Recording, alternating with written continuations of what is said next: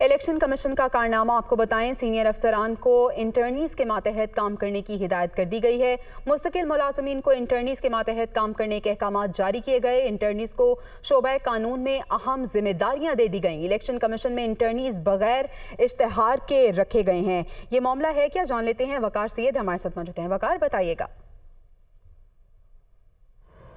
जी बिल्कुल, उमूमी तौर पर हम ये देखते हैं कि कोई भी अगर इंटर्न आता है तो वो किसी जो सुपरवाइज़र होता है उसके अंडर काम करता है और वो काम सीखने की कोशिश करता है।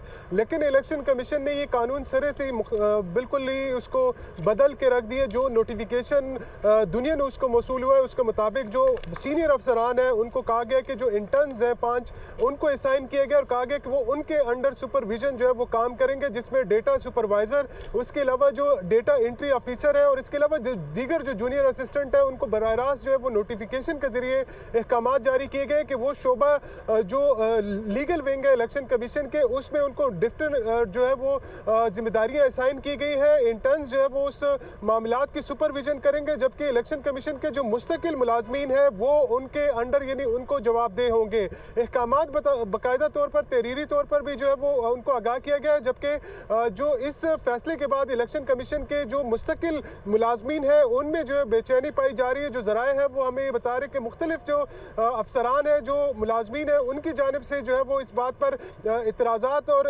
मुकम्मल जो है वो एक बेचैनी जो है वो देखने में आ रही है। जबकि इसके अलावा जो ज़राए हैं वो ये हमें ये भी बता रहे हैं कि जो इंटर्न्स हैं इनको जो है बगैर किसी इश्तिहार के जो है वो रखा गया, जबकि इसके अलावा दीगर इंटर्न्स भी हैं लेकिन इनको जो है वो शोबा जो लीगल विंग है उसमें मुख्तलिफ जिम्मेदारियाँ दी गई हैं, जिसमें तमाम सूबों के जो इलेक्शन कमीशन के सामने केसेस है उनका टास्क दिया गया, जबकि उनके जो सुपरवाइजर है या जो मतहत अफसरान है वो अब इन इंटर्न्स को जो है वो जवाबदेह होंगे। जी बहुत शुक्रिया वकार सैयद अपडेट करने के लिए।